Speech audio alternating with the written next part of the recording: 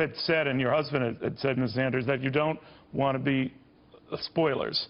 By that, anything that would hurt another candidate, presumably Hillary Clinton.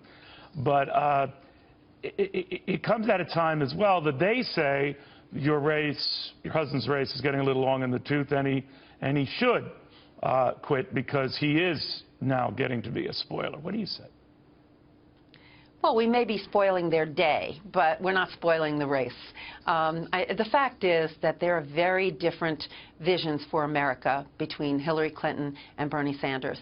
And what we need to do is let the voters in every state, 10 states still haven't voted, have the opportunity to support the candidate of their choice and support the agenda they want the nation to follow. I mean, Bernie is completely against fracking, very concerned about climate change. Secretary Clinton has been very supportive of fracking, even going to Europe as secretary to really push fracking. Bernie believes in a $15 minimum wage so that nobody works 40 hours a week and lives in poverty. Secretary Clinton will only go as far as 12 for the federal minimum wage. There are a lot of differences, and we need to, in a democracy, express them. And we're going to do that in every state in the Union, including the largest state that hasn't voted and won't vote until June 7th. You're talking about California. You know, you do have to wonder, too, whether it's just the way the party system goes, but you cut to the core, maybe even the way your race, your husband's race, is covered. Well, you were recently on MSNBC where you said even if he had a string of wins, like 8 in a row, or he's won states by landslide victories, nobody in the media, certainly not the New York Times, has ever said he has a chance to win. So no matter how well he does, even getting recently 7 or 8 wins in a row, it's always like nothing. What do you think of that? Well, that's true. The mainstream media, for a number of months, we'd see polls against all the Republican candidates, but Secretary Clinton being the only Democrat mentioned. Finally, they started to put Bernie in, and it was very clear to people as we did that, and we hope that you will continue to do that as time goes on. You can see that he is winning the general election by a lot larger margin than Hillary Clinton. I should point out, by the way, that we do show those polls every day. You do. Showing the Republicans pitted against your husband as well as Hillary Clinton. But you're right, it's gotten a lot of, you know, of your husband's backers, your backers, upset. Tim Robbins, the actor, fired off a tweet saying this election is being stolen, and his hashtag was voter fraud. What do you think of that?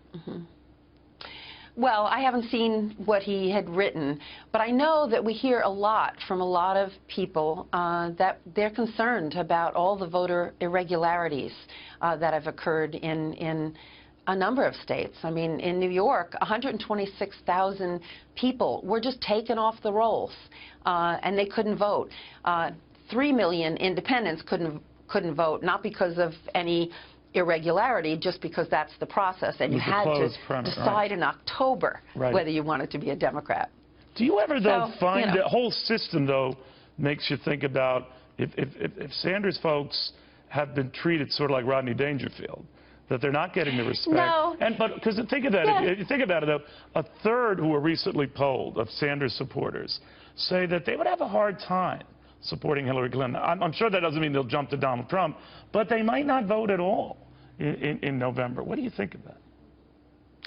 Well, this race is all about systemic change, and that includes the electoral system in terms of how it's set up and how it's carried out.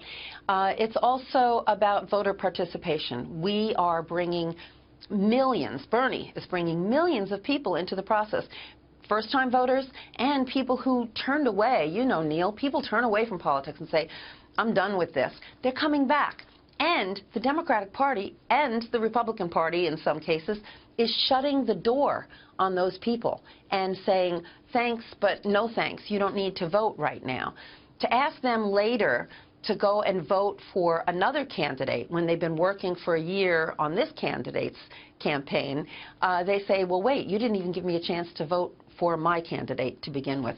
So it's difficult, but one of the things that Bernie says very clearly is, yeah, there's a lot of differences. There are very strong differences between Secretary Clinton and Bernie, but there's many, many, many more differences between the Democrats and the Republicans, as you know. So you would personally reach out to those, if your husband doesn't take the nomination, say, well, let's not be crybabies about it, let's rally around. If it's Hillary Clinton, it's Hillary Clinton.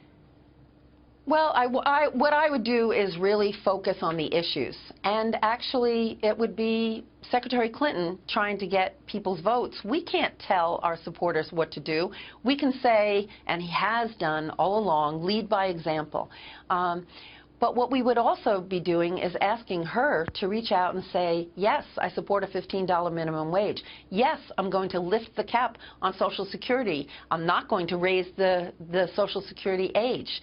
A lot of the things that Bernie is fighting for, we're going to keep fighting for, so regardless you're not in that of the camp. outcome. There are some in her camp, as you know, Ms. Sanders, who say, well, if he drives us, your husband, too far to the left, we're going to have a devil of a time in a general election. You say what to that?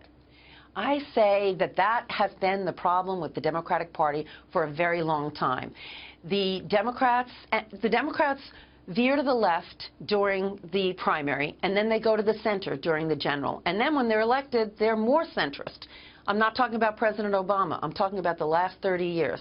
The same thing with the Republicans. The Republicans go to the right during the primary, then they go to the center.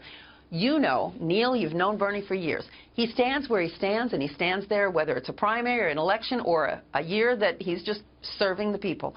So it is a problem that people think that. If you look at today and see that he has gotten almost 10 million votes, how she needs to get those votes. Put him on the ticket. They're more important than the centrist. You think he should be put on the ticket? I don't know. We haven't even thought about that. We're looking at him being the president and then him deciding who should be on the ticket with him. But if that doesn't happen? He's running for president. We haven't even had that discussion, Neil. I'll let you know when we do. Can we take a quick break? Because I want to come back to you. Sure. Jane Sanders, a lot of people say, you know, she has a political future of her own. She's so good and effective on the stump. I'm sure she'll poo-poo that talk.